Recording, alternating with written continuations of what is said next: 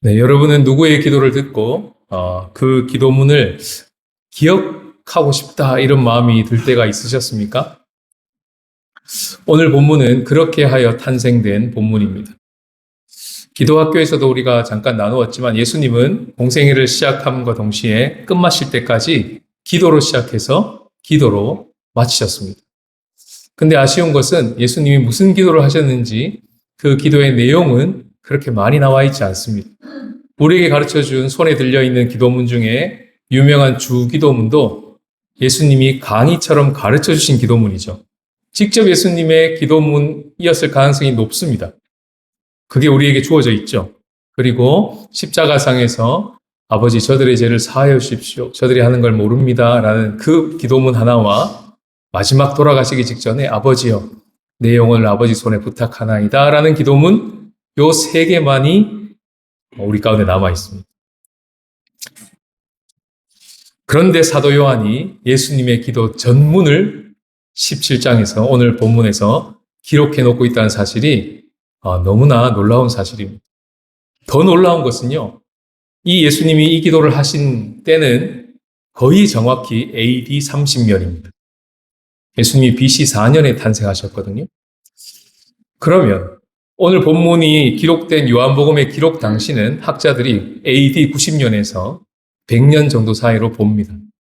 그럼 무려 이 기도를 기억해낸 연수가 60년에서 최소 70년이 지났음에도 불구하고 사도 요한은 그것을 기억하고 요한복음 17장에 기록해 놓고 있다는 사실입니다. 어떻게 그것이 가능했을까요? 우리가 주기도문을 외우고 있는 걸 보면 불가능해 보이지도 않습니다. 그보다는 훨씬 분량이 길죠. 아마도 요한 사도는 그때 당시 예수님이 기도했던 것을 듣고 기억하여 기억에 의존하여 최대한 기록해 놓았을 것 같습니다. 그리고 그것을 요한 공동체와 함께 끊임없이 반복하여 기도하고 연구하고 그 기도를 같이 배워 나갔었겠죠. 우리가 주기도문을 그렇게 하는 것처럼 오늘 요한복음 17장에 이르기까지 예수님의 마지막 날 하루를 시작한 지점이 요한복음 13장입니다. 요한복음 13장부터 17장까지는 시간이 하루입니다. 하루. 그 마지막 고별 담화, 쉽게 말해서 유언이죠. 그 마지막 하루의 유언을 담아놓은 구조가 이렇습니다.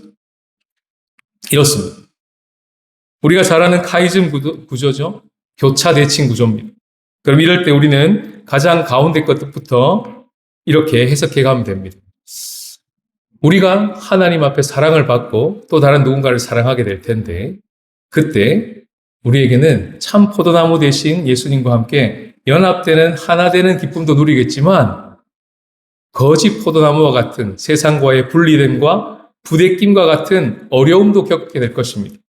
그러나 여러분 근심하지 마십시오. 왜냐하면 우리의 삶의 앞과 뒤로 보혜사 성령께서 감싸시고 보호하고 계시기 때문에 그렇습니다. 그러니 그 완전하신 사랑에 힘입어 우리는 계속 하나님을 알아갑시다. 그리고 우리를 통하여 하나님을 알아가게 될 사람들이 계속 일어날 것을 믿으십시다. 이것이 예수님의 마지막 하루에 담겨있는 전체 구조가 이야기하고 있는 메시지입니다. 오늘 본문으로 돌아와서 긴 예수님의 기도 전문에 계속하여 반복하는 단어가 하나 있는데 그것이 핵심 단어인데요. 바로 하나님을 아는 것입니다. 똑같은 말은요. 영생입니다. 영생이 죽어서 오래 사는 게 아니었구나. 여기서 아는 것이죠. 그 많은 본문들 중에 3절만 다 같이 한번 읽어보시겠습니다. 시작. 영생은 곧 유일하신 참 하나님과 그가 보내신 자 예수 그리스도를 아는 것이니이다. 이것이 오늘 본문의 주제입니다. 예수님은 이것을 위하여 기도하셨습니다. 그래서 오늘 기도는요, 크게 3부작으로 되어 있는데요. 아주 견고한 구조로 되어 있습니다. 1절부터 8절까지가 1부인데 1부 시작할 때 1절에 기도의 행동을 묘사하고 있습니다. 예수님이 눈을 들어 하늘을 우러러 이르시되 기도하시되 이런 말입니다. 2부는 9절부터 19절인데 9절에 보시면 내가 그들을 위하여 비옵나니 20절부터 26절이 3부인데 20절에 보시면 내가 비옵는 것은 그리고 각각에 대하여 예수님이 하나님을 향하여 이렇게 부르십니다. 아버지요. 거룩하신 아버지요. 아버지요. 이렇게 단락 구분이 정확하게 되어 있습니다. 내용을 잠깐 살펴볼까요? 1부의 내용은요. 제자들이 하나님을 알도록 제가 다 알렸습니다. 이런 말씀입니다. 2부의 내용은요. 알게 된 그 제자들이 거기서 멈추지 말고 계속 하나님을 알아가기를 위하여 주님 기도드립니다. 그것을 위하여 그들이 하나 되게 해 주십시오. 그들이 다만 악에서 빠지지 않게 보존하기를 원합니다. 그들이 진리로 거룩하게 되기를 원합니다. 이렇게 기도하신 것입니다. 마지막 3부는 그들에게서 하나님 아는 것이 멈추지 않고 그들의 말로 말미암아 또 다른 이가 하나님을 알아가게 하여 주십시오. 라고 기도를 마치신 것이죠. 이거를 한 문장으로 줄이면 예수님의 기도는 이런 내용입니다. 그리스도 안에서 이루신 일을 믿음으로 말미암아 하나님을 알아가고 알리는 교회가 되게 하여 주십시오라고 예수님이 기도하신 것입니다. 여기 하나님을 알아가고 알리는 교회가 오늘 설교의 제목입니다. 복음 전수자입니다. 예수님 기도 전문에 나타난 메시지는 선명하게 드러났습니다. 그렇다면 저 메시지가 어떻게 우리의 삶의 실제가 되겠습니까? 오늘 첫 번째 메시지 다 같이 읽어보겠습니다. 시작. 우리가 예수 기도의 수혜자들임을 믿어야 합니다. 우리가 첫 번째 묵상할 자리는 제자들의 자리입니다. 오늘 본문의 기도를 듣고 있는 제자들의 자리에서 우리가 한번 묵상해 보기를 원합니다. 그러면 사김의 기도가 무엇인지를 감이 올 것입니다. 오늘 본문에 나타난 예수님의 기도는요, 그대로 응답되었습니다. 당연하겠죠. 누구의 기도인데요? 그 혜택은요, 고스란히 우리의 몫이 되었습니다.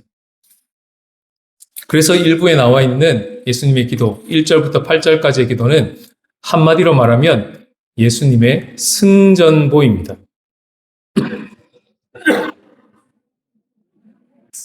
예수님이 이렇게 말씀하시는 거예요. 아버지, 아들에게 주신 모든 사람들에게 영생을 주게 하시려고 내게 하라고 하신 일 있잖아요. 아버지 이름을 나타내라고 하신 그 일 말이에요. 그 일 제가 다 이루어냈습니다. 그래서 우리 제자들이 비로소 아버지에 대해서 아버지의 말씀을 지켰습니다. 그리고 우리 제자들이 내가 아버지께로부터 온 줄도 참으로 알게 되었고 아버지께서 예수님을 보냈다는 것도 믿게 되었습니다. 지금 보고하고 있는 거예요. 승전보를 주님 하나님께 올려드리고 있는 예수님의 일부 기도입니다. 바로 제자들이 영생을 얻었다는 말이죠. 영생이 그들에게 주어졌다는 말입니다.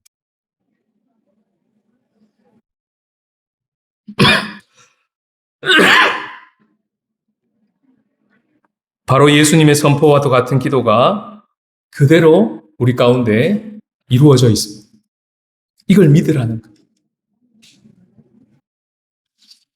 그럼 어떤 일이 벌어지겠습니까?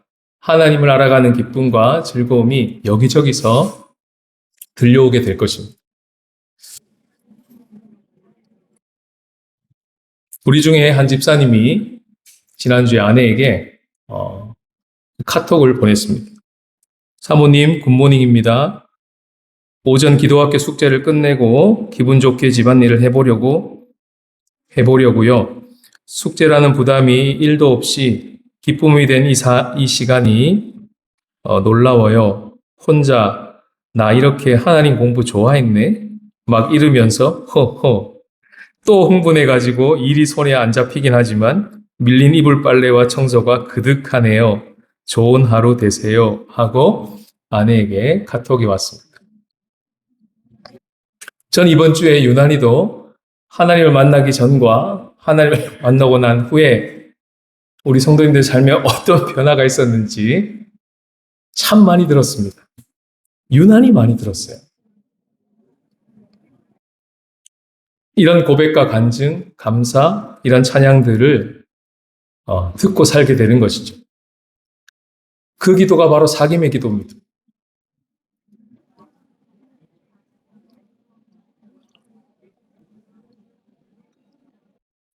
입으로 가면 예수님이 그 기도에서 멈추지 않고 그 남은 제자들이 계속해서 하나님을 알아가도록 기도를 해내시기 시작합니다.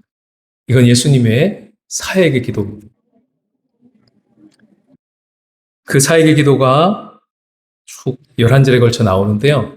크게 세 가지를 기도하고 계십니다. 우리와 같이 그들도 하나가 되게 해주십시오 라고 기도하는 장면입니다. 그것은 그대로 이루어졌습니다. 사도행전에 가면 더불어 마음을 같이하여 기도하기 시작했기 때문이고 마음을 같이하여 오로지 기도에 힘썼기 때문입니다. 성전에 모이기를 힘썼기 때문입니다. 그리고 바울이 성령이 하나 되게 하신 것을 힘써 지키라 라고 권면한 것을 보면 이것은 예수님의 기도로 말미암아 이미 우리 가운데 이루어진 것입니다.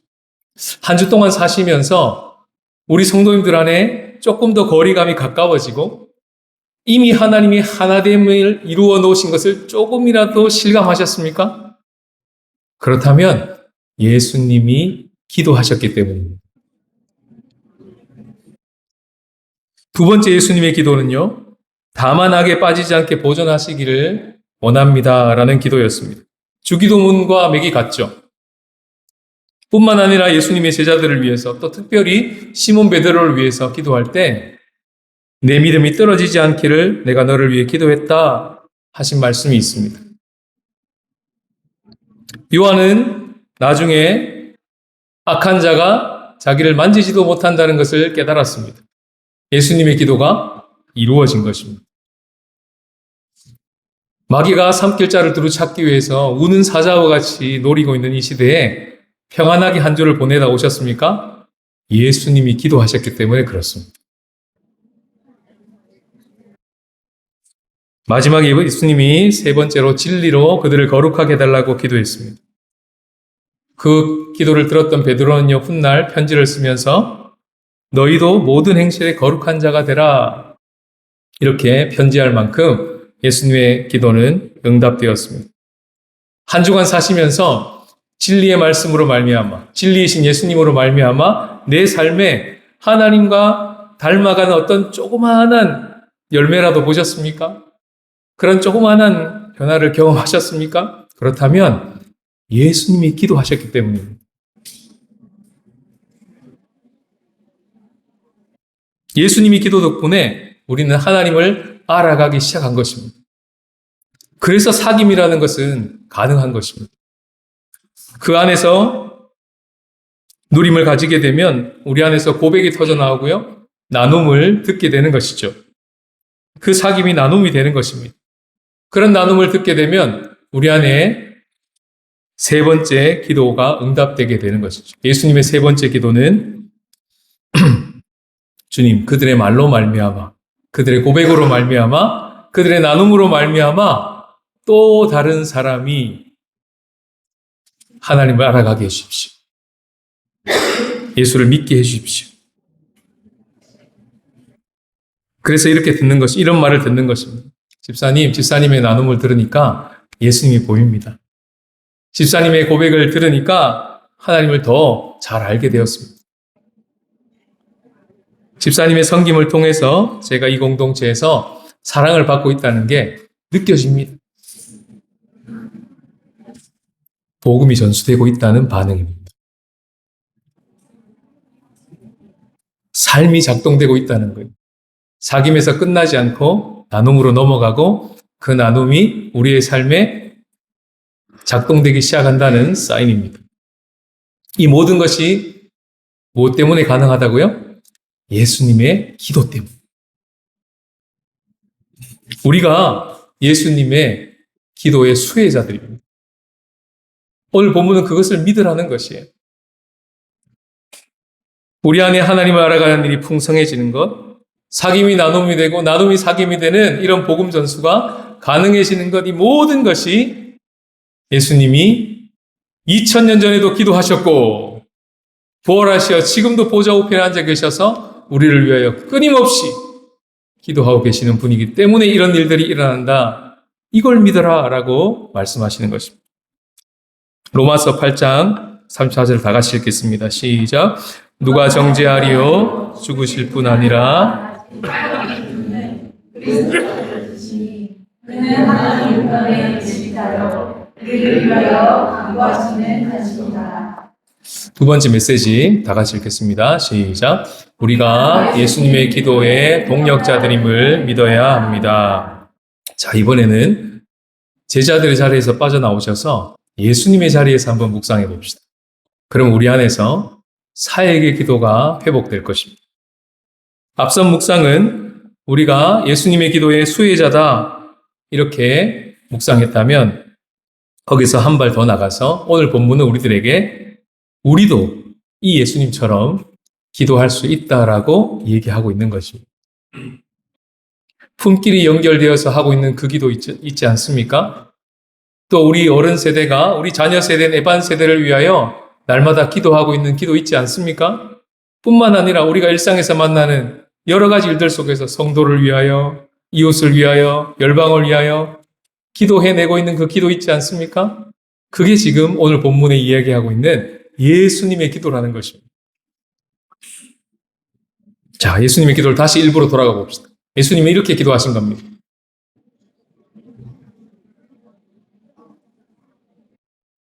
예수님의 기도를 우리 버전으로 바꿔 놓았습니다. 이렇게요. 주님, 우리가 따르미들에게 하나님을 알게 했습니다. 주님, 저 따르미들의 고백을 보십시오. 주님, 우리 성도들의 나눔을 들어보십시오. 얼마나 아름답습니까? 주님이 하신 것입니다. 이것이 예수님의 기도를 따라한 일부의 기도입니다. 반응하는 기도였고 사귐의 기도죠. 2부의 예수님의 기도를 우리 버전으로 바꿔봤습니다.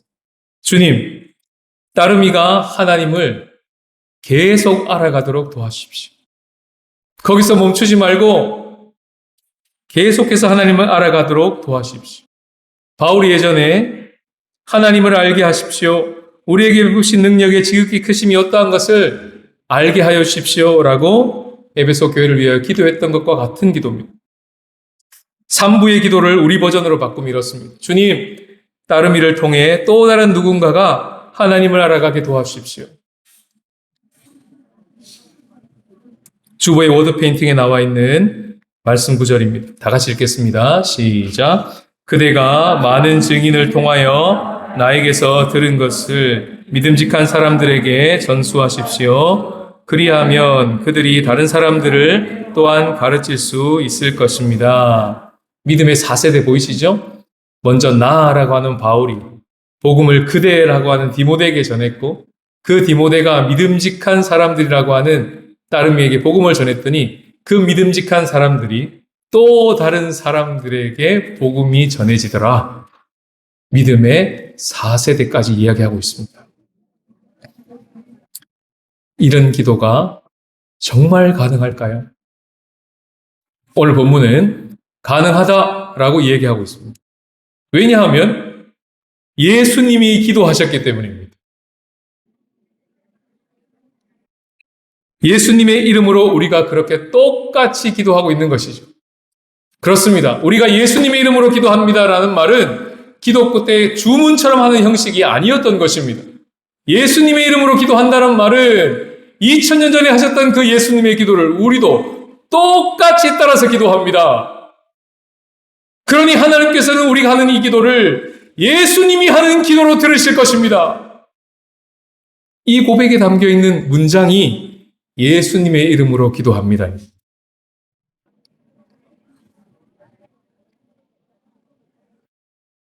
그렇게 품고 기도하고 계시는 따르미가 여러분들에게는 있으십니까?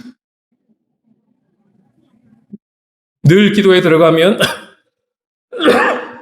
빠지지 않는 내 마음속에 들어온 그 따름이 한 사람이 있으십니까?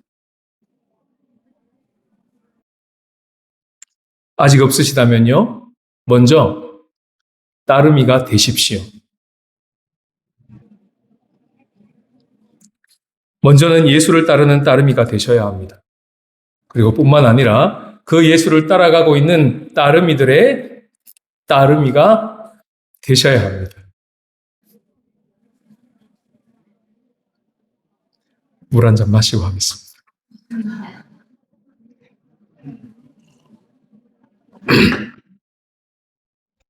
데살로니가 전서 1장 5절 6절 노란색 부분만 한번 읽어보겠습니다. 시작. 우리와 주를 본받는 자가 되었으니. 예전에 살펴봤죠? 데살로니가 교회에 보내진 편지 내용이었습니다. 데살로니가 교회는요, 분명히 따르미와 이끄미로 연결된 교회가 맞습니다. 왜죠? 주님만 본받는 교회가 아니기 때문입니다. 누구를 본받고 있습니까? 바울을 비롯한 그 편지를 보낸 송신자들, 보낸 자들의 공동체를 본받고 있습니다. 우리라고요. 그 공동체는 보고 배우는 공동체였던 거예요. 지금 따르미로 계십니까? 이끄미를 위하여 기도해 주시기를 바랍니다.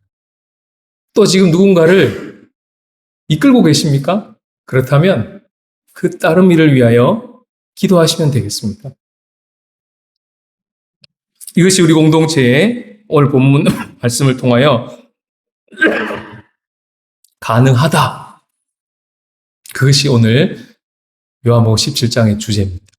저는 오늘 요한복음 17장을 읽고 또 읽고 또 읽으면서 처음에 느낌은요.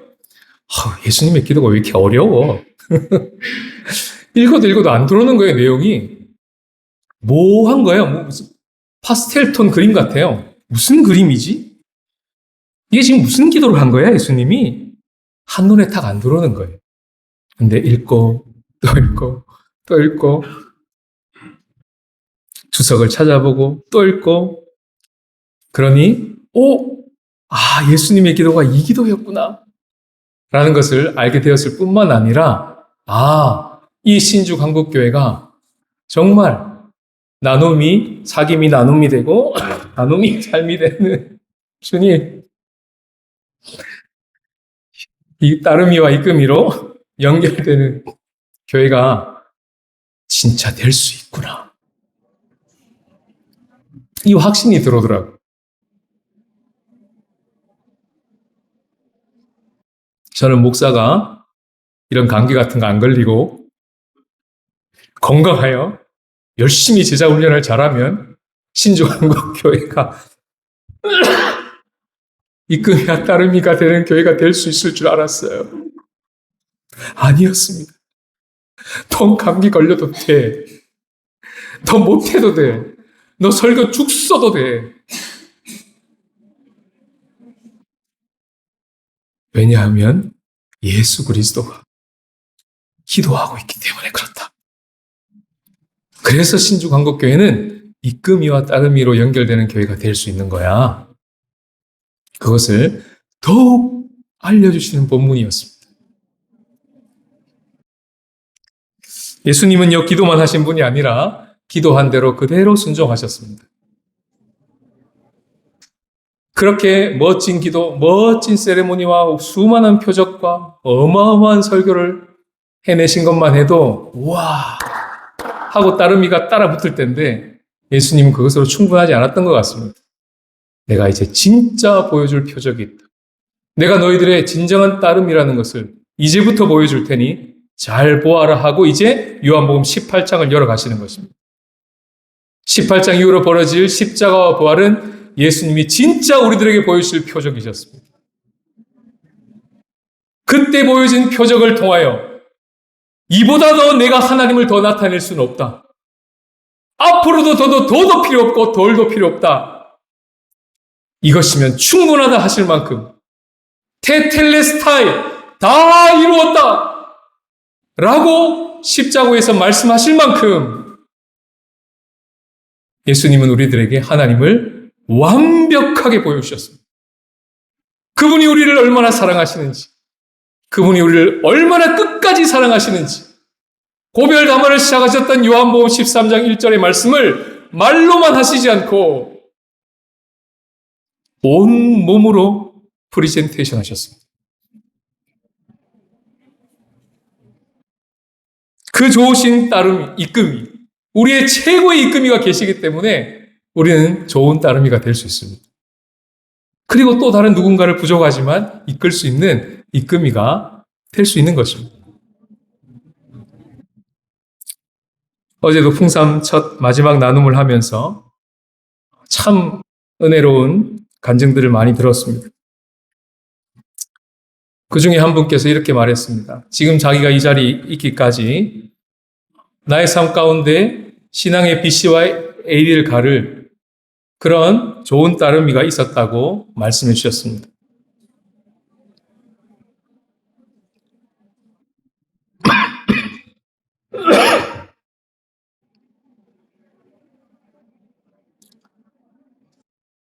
추첨을 했습니다. 그분이 선택되셨습니다. 부활절에 부활의 증인으로 서시게 될 것입니다. 오늘은 운만 띄우고 내용은 2주 후에 들으시길 바랍니다. 그런데 생각해보면 정말 그런 것 같습니다. 우리가 지금 여기 있기까지 우리가 혼자 걸어왔다고요? 결코 그렇지 않습니다. 누군가가 우리를 놓고 씨름했습니다. 누군가가 우리를 놓고 눈물을 흘리며 기도했고요. 누군가가 이름도 없이 빛도 없이 우리를 섬겨주었습니다. 그렇기 때문에 우리가 이 모습대로 여기에 서 있을 수 있고 이렇게 앉아 있을 수 있는 것이죠. 하나님의 복음은 2000년 전에부터 지금까지 그와 같은 방식으로 전해져 내려왔습니다. 우리에게 복음이 전수되어져 있다는 것 자체가 증거입니다. 수많은 사람들의 피값, 수많은 사람들의 눈물값이 지불되어졌기 때문에 우리들에게 이 어마어마한 복음이 전수되어져 있는 것이죠. 문제는 여기서 끊어졌더라. 더 이상 전수되지 않더라. 신앙만 유지하다가 주님 앞에 섰더라. 내 하나 신앙 지키다가 주님 앞에 섰더라. 그때 괜찮으시겠습니까?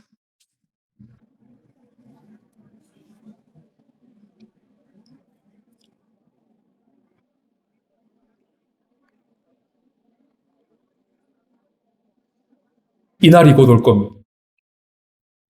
뭐죠? 모든 만물을 창조하신 하나님 앞에 우리 모두가 다 결산을 받는 날이 온다고 성경은 이야기합니다. 그때 우리 각 사람은 한 명도 예외가 없이 그 결산하시는 이 앞에 프리젠테이션을 반드시 해야 됩니다. 너는 이 땅에 살아오면서 너에게 전수되어진 그 어마어마한 복음을 어떻게 전수하고 살았는지 여기에 서서 보고하라. 그러면 어떻게 전수되었는지 쫙쫙쫙쫙 나오겠죠. AI보다 더한 게 작동될 겁니다. 그때 김선용 복음 전수됨, 그 밑으로 아무도 없음. 사장님 앞에서 PT 준비 안 된 것보다 훨씬 부끄럽지 않겠습니까? 그것보다 망한 게 어디 있겠습니까? 그것보다 부끄러운 게 어디 있겠습니까? 어떻게 전해진 복음인데?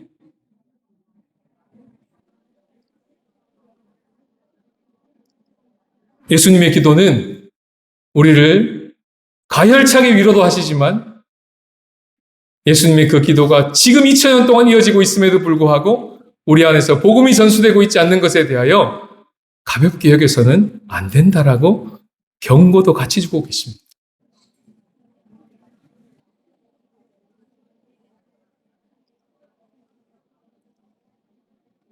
그러나 우리가 기억합시다. 예수 그리스도가 좋으신 분이십니다. 그분이 우리를 위해서 자기 자신을 아낌없이 내어주신 분이십니다.